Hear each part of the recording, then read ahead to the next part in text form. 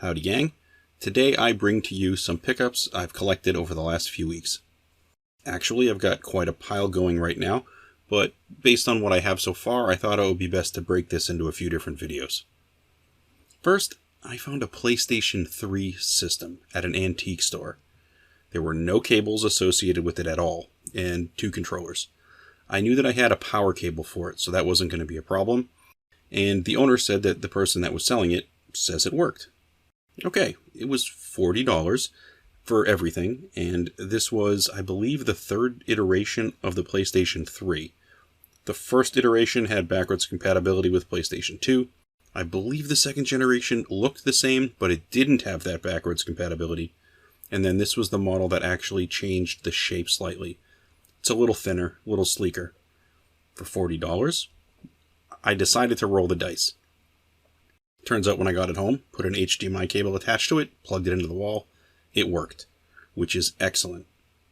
The thing was, when I picked this up, the 2 controllers that it came with were clearly GameCube Wavebird controllers. One was silver, one was gray. I wasn't sure, but I was fairly positive that these wouldn't work with the PlayStation 3. So, by themselves, probably not a fit. However, what's kind of worse in this situation is that they're in pretty good shape, but they're not useful if they don't have the receiver to work with them.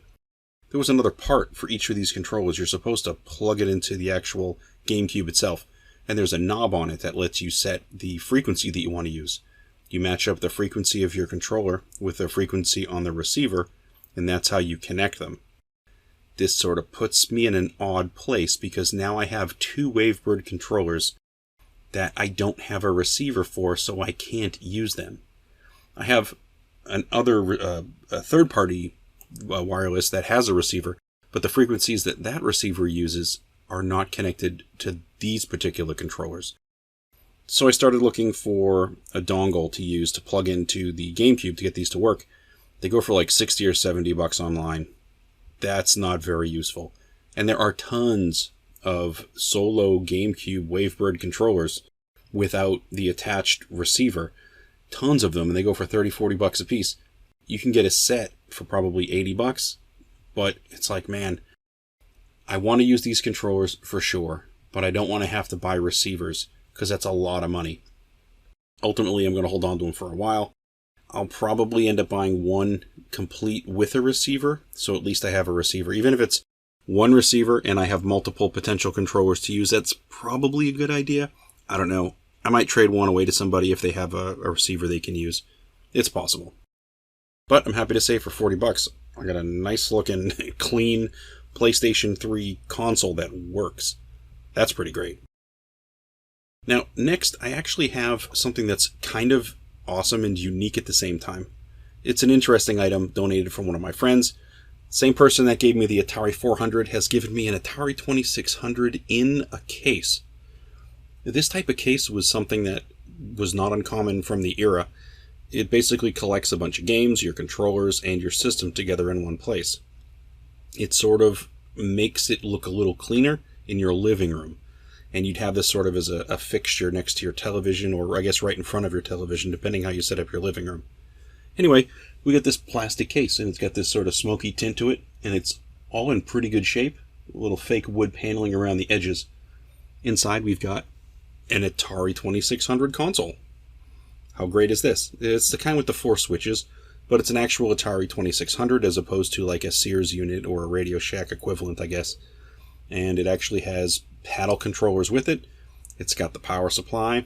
It's got an RF connector. And, well, this appears to be a connector for a Nintendo Entertainment System.